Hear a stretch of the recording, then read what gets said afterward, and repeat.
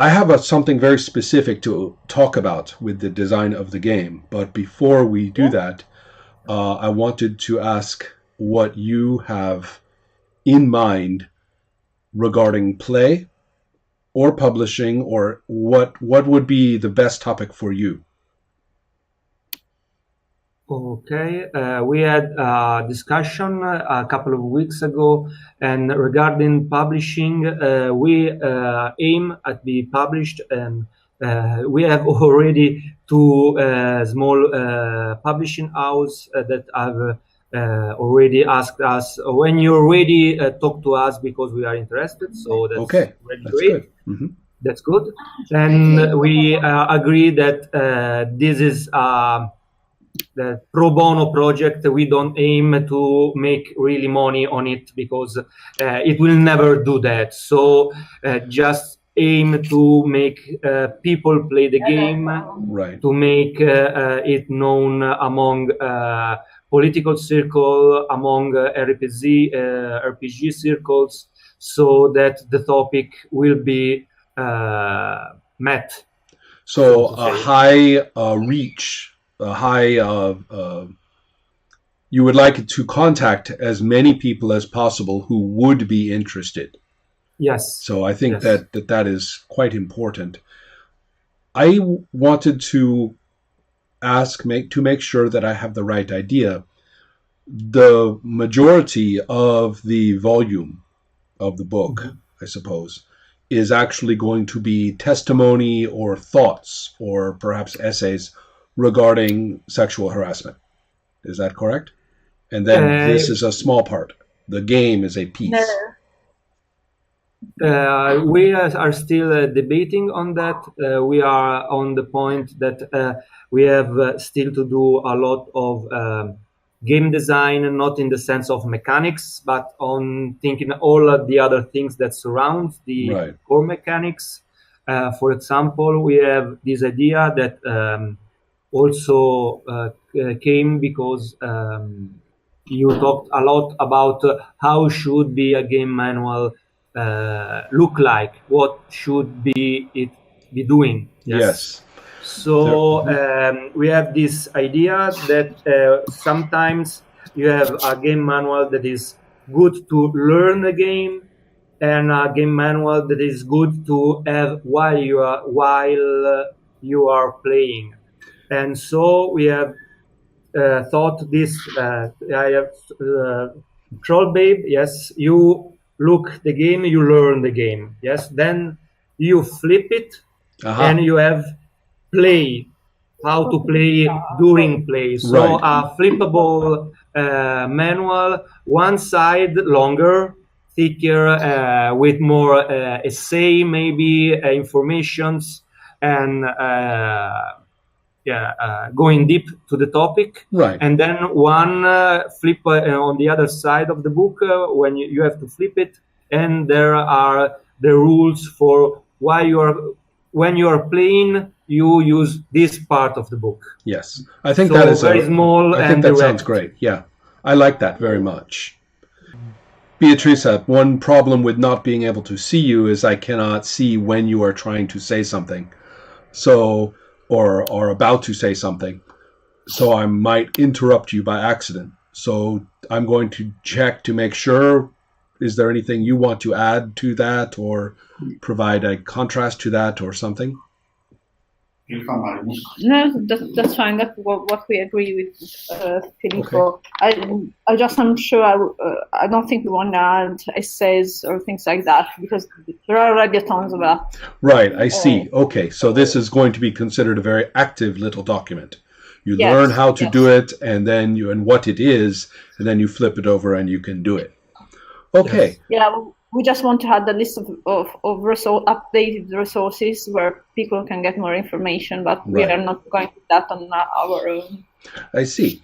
Okay, so then the other aspect is going to be promotional and in terms of outreach, connecting with groups or connecting with individuals with strong voices, connecting perhaps with when I say groups, I mean people who are active or really doing something in terms of either activism or legal things or education. And I think you are right in saying that you cannot really promote this as the hot new RPG for everybody to get because it is fashionable, and it's using blades in the dark. It's forged in the dark. So Kickstarter, it's probably doesn't really fit that model of publication. But I do think that it has a great chance of being played once the right person picks it up. If it gets to the right people, then its chance of being played is very high. Mm-hmm. And that's a little different from the other model where they don't really mind if anybody plays it. What matters is if you pledge. Yeah. So with that in mind, now we have to think about play really working. And I mean early in play. So that when you sit down and begin to play, it becomes very clear very quickly that this is working, that you are actually experiencing, seeing, and performing the fiction. That it's not something you have to wait for and learn later, oh, this is working pretty well. It needs to have a process of entrance, because it's probably fair to say that almost every time this is played, at least one person at the table is not going to be familiar with it. Yeah, that's a very strong possibility, and that's a good thing. But just like with doing anything with content, the person who's playing really needs some validation in the beginning that what they are doing is more than just preparation. It's more than just performing routine acts. And so let's think about early play. One thing that comes to mind is, how are we going to generate our characters?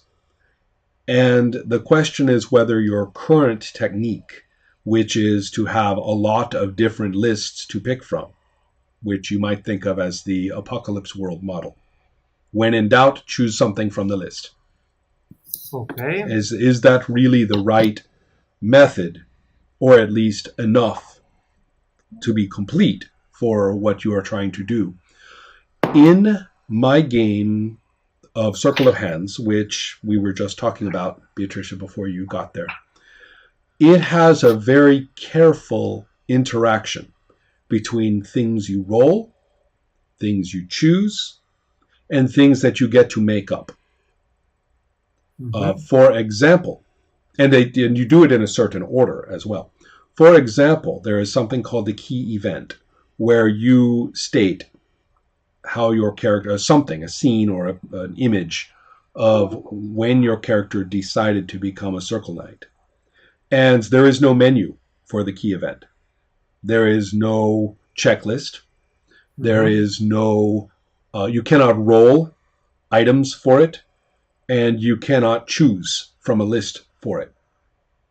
Okay, yes. And that is done at the end of the process, where there has been an interplay between things you choose and things that you cannot choose. Things that just are, or are determined in ways that you have no control.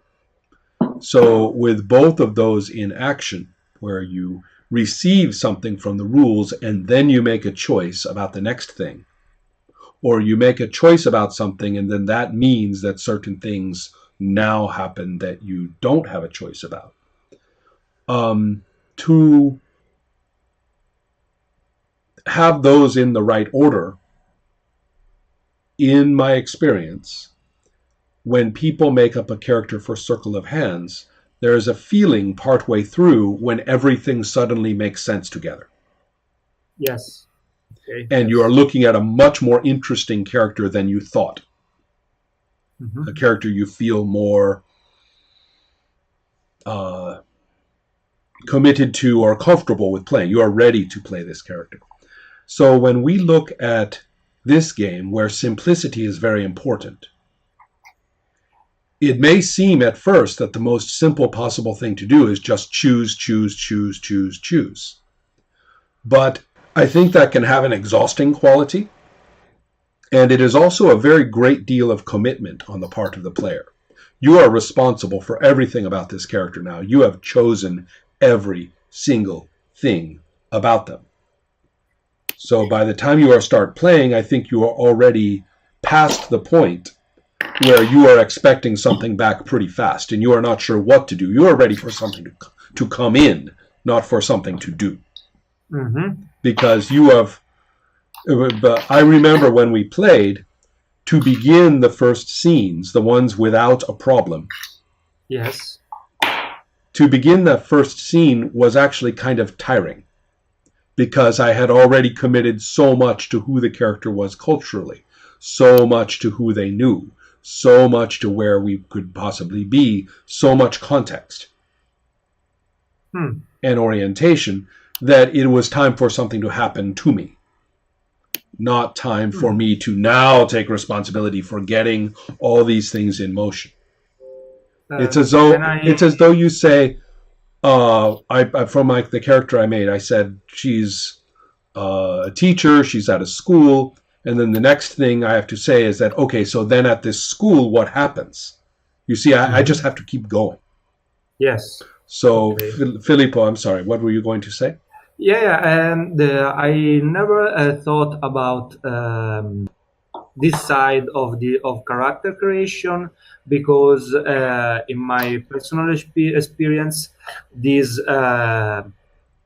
characters are not very formed, but Right. they are only sketches. So you don't actually choose things, but you choose only, okay, this sketch is what talks to me more, so I pick that up and then I will fill the sketch more in time. But I understand now that this feeling of have to fill in the gaps that the character has can be perhaps tiring. I'm maybe not even filling the gaps so much. Just the fact that you have performed the same act mentally over and over again. Choose from this list. Choose from this list. Choose from this list. And the sense of sooner or later, one is starting to say, okay, what should I choose? And you are... I'm especially thinking of somebody who is playing something like this for the first time. Mm-hmm. After a while, every choice means you are committing more. You are committing more. You are putting more of yourself out there. It's like you have to reach farther, reach farther, reach farther. And so then the question, when is something going to touch to give you something now that is also part of the character? And so that's something to keep in mind, is that looking at the steps of character creation, they are very, very simple. They are very, very easy. But there may be some piece of it that may benefit from receiving something rather than choosing it and pushing it forward. Can you make an example of this receiving thing, Sure. just to better understand what you mean, please? Okay, well, there is an example which many people have negative associations with, which is that when you roll for the attributes of your character in another game, you are receiving them from the dice. Okay. And so another thing is that if you choose to be an elf, you look where it says elf and it says, oh, you can see in the dark. The game has given you that. You didn't have to know it when you chose the elf. You get it when you choose being an elf. And so these are very simple examples, and in some games it is arguable that they are not very well constructed. But in other games, and in many cases, they are over-constructed. when you roll your attributes and then you receive so many points that you can now spend on the attributes to change the ones that you have, and it just becomes an exhausting process. I'm not talking about that. And I'm not even talking about numbers like how strong you are. I am just talking about things like, well, for example, in Circle of Hands, you do roll a very simple roll for most of your attributes. Then you choose, so that the game gives you that. Then you choose which traits you want. So that is you going to the game. And you choose traits partly based on the changes. They will alter your attributes. Then you look at the highest attribute, and that tells you where your character is from. So you see the game gives you that. So then you go and you look up where your character is from, and the game gives you a little bit more about that. So then it's back to you. Then you choose, for example, whether your character works magic as a wizard or not. Okay, So you are getting things, you are doing things. You are getting things, you are doing things. And it is that process which often, even in very simple form, even if you have 3 steps, which alternate the right things in the right way, even if it is that simple, that process has a much more powerful cognitive effect. You feel ready to play the character. And it is it is to the point where I think, surprisingly enough, that a game with a very complex point structure of building your character actually has less chance of being played enthusiastically than a randomized character, which is counterintuitive, right? Because you say if you can just spend all the points, then you can play the character you want. So, of course, you will be more committed, right? That's the logic. And I am suggesting that if I gave you a game like GURPS or Champions, where you will spend 4 hours doing math, and you are looking for all the careful combinations, you don't want to get your combination wrong, because then you will fuck up your character. I'm going to suggest at the end of that process, you're pretty exhausted and this character is not actually all that exciting to you anymore. So it is kind of important in many ways to think about that cognitive act of making a character. Now, we don't want to solve a problem that doesn't exist. If you have been playing this game, and every single time you have played, the characters jump into life very easily and quickly, then you're probably okay. But I am really thinking in terms of alternatives. How would it be different if you had one step right in the middle where the game gives you something back based on your choice? Or maybe not even based on your choice. It just gives you something out of the blue from nowhere. Now the game gives you this. I made my choice about something. The game gives me this. Oh, now your brain does a lot of really complicated and interesting things without you knowing about it for your for your next choice. Now you are done. You see that that is a very interesting process, and it often has very productive results. There are fully verbal versions of this. Spione has a very verbal version of this. No dice or random events are involved. You pick what I call the guy and the spy, and you can pick any with any. So you can pick the spy stuff because you like that particular spy idea. You pick a guy because you like that person or can see that person in your head a little bit. And then you put them together. When you put them together, that's when the game gives you something. That's when the game says, okay, how do these two things interface? And don't forget the other really important part of Spione, which is that when you put them together, you have also pulled something from the hat, one of those terrible things that somebody has said, and you stick it between them, and that now is your character's personal secret. So you see, you chose those things, put them together, that has properties. But you put them together with that secret, which you did not choose. The game gives you that. And now your brain does some really interesting things, and then you finish the character by actually thinking about these people who interact with your character.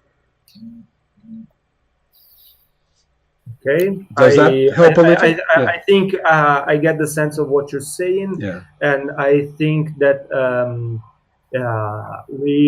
I have scheduled one or two playtests to do during the holidays after some more new things that we have scheduled to try. Excellent. And I'll put my mind on this aspect while playtesting, because for what I've seen from our two playtests that we have done, not so many to this time, that the biggest issue was setting the right tone of the play, in sense of what are we playing, what are we talking about, and people need to better understand what we are talking about.